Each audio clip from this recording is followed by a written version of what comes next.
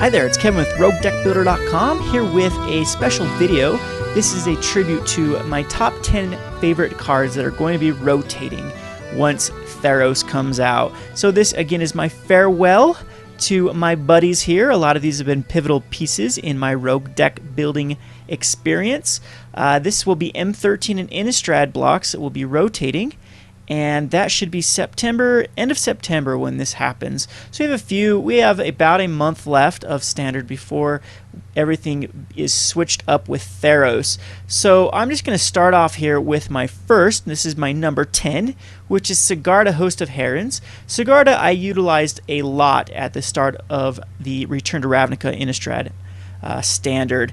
She was my 5-drop of choice alongside Thragtusk. I really liked her over Thragtusk in certain decks, but of course I was running Thragtusk at the very first of the season as well, as Thragtusk of course was just the best card. If you were running green, you had to be running Thragtusk. But Sigarda, Host of Herons was my answer to the control matchups. Liliana played a little bit at the start of the Return to Ravnica Innistrad blocks, and she was a good answer to Liliana, as well as Tribute to Hungers and other cards that made you sack. Plus she was hexproof, flying 5/5. She could block a lot of things and survive. In my deck I did use Gavony Township, so if I pumped it once, then I could block Thragtusk all day long. Just a very, very, very awesome card. I'm sad to see her go because I think that we didn't quite see her potential. She's starting to see play in the green-white, a lot of green-white decks, hexproof decks, and even in like Naya mid-range she sees some play, but other than that she hasn't seen as much play as I really think she deserved from a huge 5/5 for 5 flying hexproof, which also protects herself against sack abilities. So more along the lines, I'm sad to see her go because again she didn't quite see her potential. Then on to the next one, which I'm really, really sad to see go because she just did not work in this block. There was not enough enchantments for her to actually be decent. I mean, I did make a Bruna Reanimator. I tried again to make a Bruna Reanimator, and maybe I will have to resurrect this deck for one more go, but it just seems like Scavenging Ooze is just too good against my strategy. What I was going to do is go a 4 or 5 color Aura deck with Bruna being the win condition with breaking and entering. So entering for 5 mana would get Bruna back from my graveyard and all the auras that were in the graveyard. Have cards like Madcap Skills and Rancors and whatnot, and just go for a 1-turn swing kill type thing. And then some of the cards too that I would utilize in that deck would be more reanimation. You'd probably use Unburial Rites as well, and so you'd have a total of probably 6 reanimation targets to get Bruna back, and maybe another good card that you can stick auras on, maybe the new guy, the I want to say Pride Mate, but it's not Pride Mate. It's the 3/3 for 4. Whenever you cast an aura, you may put a 2/2 cat token into play, and you can enchant it with that aura that you were putting in play. I think it's whenever you put an enchantment into play. Anyway, I know it's from M14, but it's already been spoiled that Theros is going to be an enchantment-heavy set. So I'm very, very sad to see that Bruna, who's all about enchantments, will not get to have fun in this format. So like I said, Bruna's been in one deck, was a fun deck, didn't work very well. Scavenging Ooze would put a huge damper on it, and it's unplayable at the moment, but it should be. This card would have been fun if it was just in the wrong set.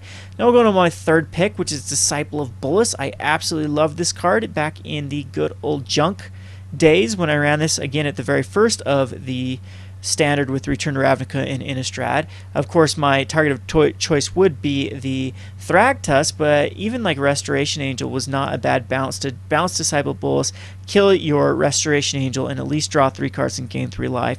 I mean, I've hit Borderland Rangers, 2 cards, 2 life. I've been able to use it on Loxodon and Smiters.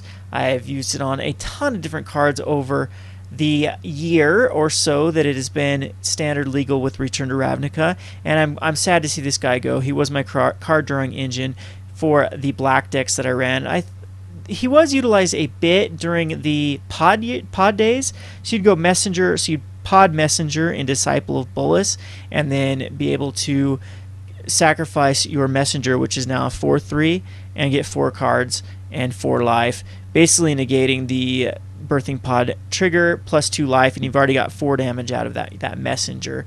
And it was really fun then, but then after that, Disciple Bolas kind of went away until just recently that he is being played in the Rock with Desecration Demons and Thragtusk. And it seems like there's going to be a lot of big fatties in Theros, and Disciple Bolas would fit perfectly, even with the 5/5 Deadbridge Goliath Polychronos type card. Disciple Bolas would be really, really good in a rock type style deck when that Theros rotation comes in play, but we don't get to see that happen because Disciple Bolas is M13 and he is going out. Now it's going to go on to my favorite 3-drop at the moment, which is Predator Ooze. I've been having a lot of success with this card by going we finally get our Land War Elf, so we have 2 ways to get it out. 3rd turn now. The problem is the majority of the time with Predator Ooze, your other mana accelerant, your other 1-drop mana accelerant was the Avacyn Pilgrim, and it did not work with Predator Ooze. But right now, when we have a total of 8 ways to get into a Predator Ooze on 2nd turn, this card is much more powerful. And yes, we're starting to see a lot more people play Sack and Tragic Slips and stuff like that. But if it's a deck that is not utilizing this, like an RG aggro deck or any other deck like that, Predator Ooze is just the biggest roadblock. Paired with Domri is just an amazing combination. I've had a lot of fun with that combination, and I'm very, very sad to see Predator Ooze go. So miss you, my Ooze buddy. Now we'll go on to Vault of the Archangel. This card is one of my favorite lands ever printed. I love gaining Death Touch and Lifelink. I had a lot of fun with this with Primeval Titan back in the day when the Primeval Titan was legal with Innistrad. I've had a lot of fun with this guy with Moran Crusader, and recently in any sort of junk tokens deck. I had a lot of good memories. Vault of the Archangel. He usually is an auto-include in any black-white deck I've ever made. I am a very creature-heavy player. This is a card that just begs to be abused with creatures, and I saw enough play though. I had a lot of fun with this dude. So instead of more regrets with these, first 3, Vault of the Archangel, it did get its nice wear and tear as I played this in, like I said, any junk deck I ever made. I basically threw this guy in. We'll go on to now my favorite Planeswalker ever printed. It's between him. I'm not going to add Sorin on this list. I'm going to add Garruk. Garruk Relentless is probably my favorite Planeswalker ever printed. I had a lot of success with Garruk Relentless. He was in my deck. He was a 3-of in my deck that I was able to go 11th out of over 300 people in a Star City Open, Salt Lake, my second major tournament I ever played in, and my 11th finish. And Garruk Relentless was a very pivotal aspect of that deck, as it usually, you'd be surprised at how many times it did flip, and I was able to use its tutoring ability to go grab the exact card that I needed. A lot of times you'd go against like Naya aggro, or Naya Pod, I guess would be the thing at the time, and Delver. You'd be actually surprised at Delver, where Garruk would actually come out and it could shoot down like an Aggro Bolas, or shoot down even as Flip Delver if it had to. It could trade with it. If not, it could shoot down a 1/1 Delver. There's a lot of targets that it could kill, flip, and then a lot of times I end up even killing my own stuff just to make it flip, and then you could tutor for that perfect card that you needed. A lot of times it was Elish Norn in my deck that I'd go tutor into. So I'm going to miss Garruk. It hasn't seen a lot of play recently. It sees some modern play though. You'd actually be surprised about that. Some Jund decks actually prefer this over like the, I don't know why we call it Jund anymore, because a lot of them use either white. Yeah, it's usually white that the Jund decks have put in now, and a lot of them use Elspeth or the Ajani Vengeant. But I've started to see a lot of decks using Garruk Relentless instead of those Planeswalker as their 4-drop, as that kind of replacement card for the 4-drop that used to be held by Bloodbraid Elf. So, yep, if you haven't picked up Garruks, I think they're dirt cheap right now too, so it might be a nice little investment to pick up Garruk. Very, very fun card. It's a flipping Planeswalker, and I'm saying flipping because it kind of flips. So show me the flip.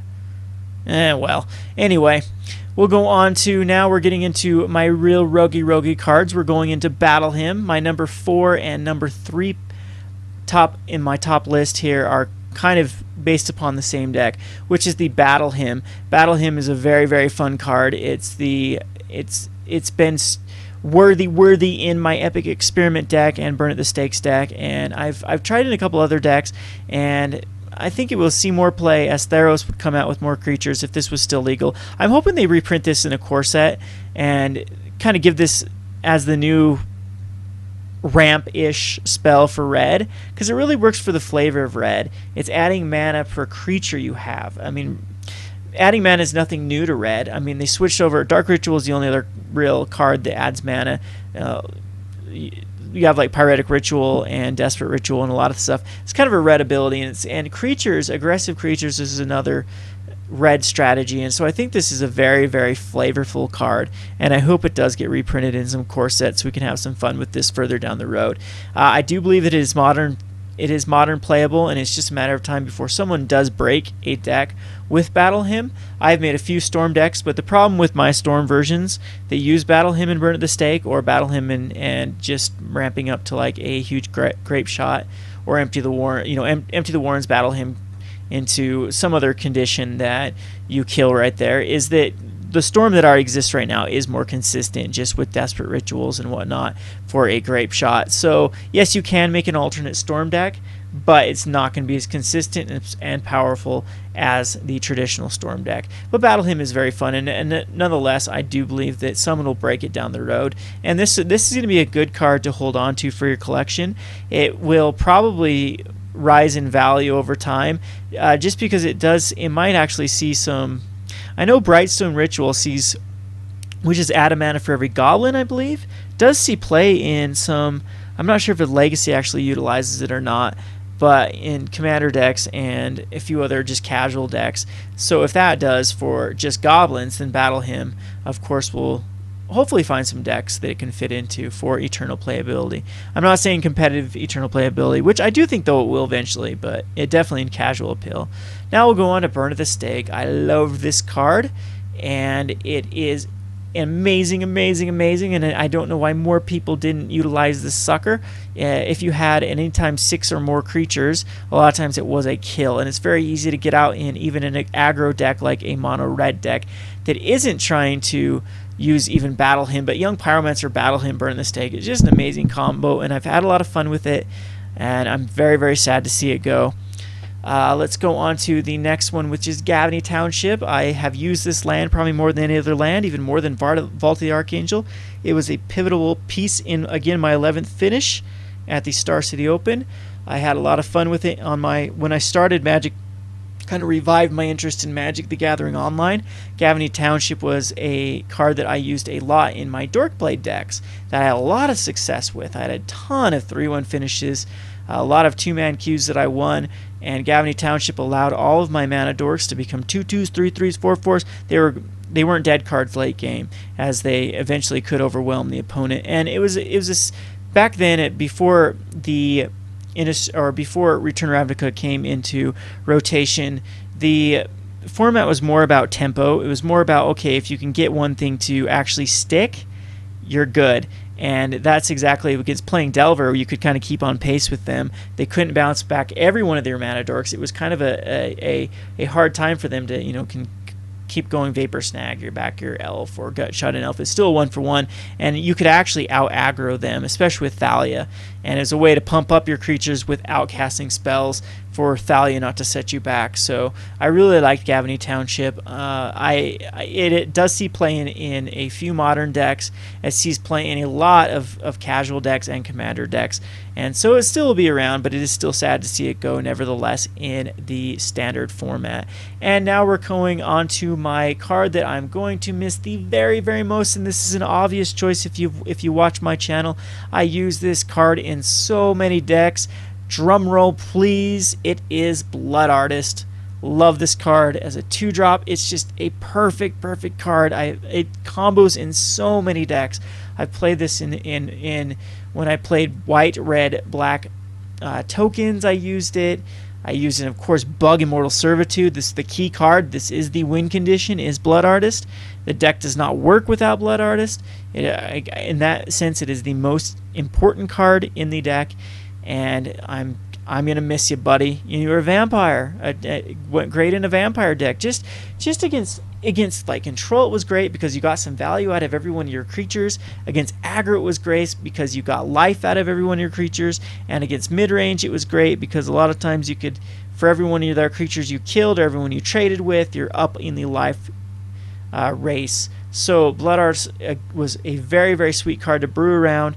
I enjoyed brewing with it, and I'm gonna miss you. Anyway, this is part 1. I'm gonna have a part 2 and a part 3. Part 2 will be about cards I will not miss. I'm glad to see go. Anyone have some guess what those cards are?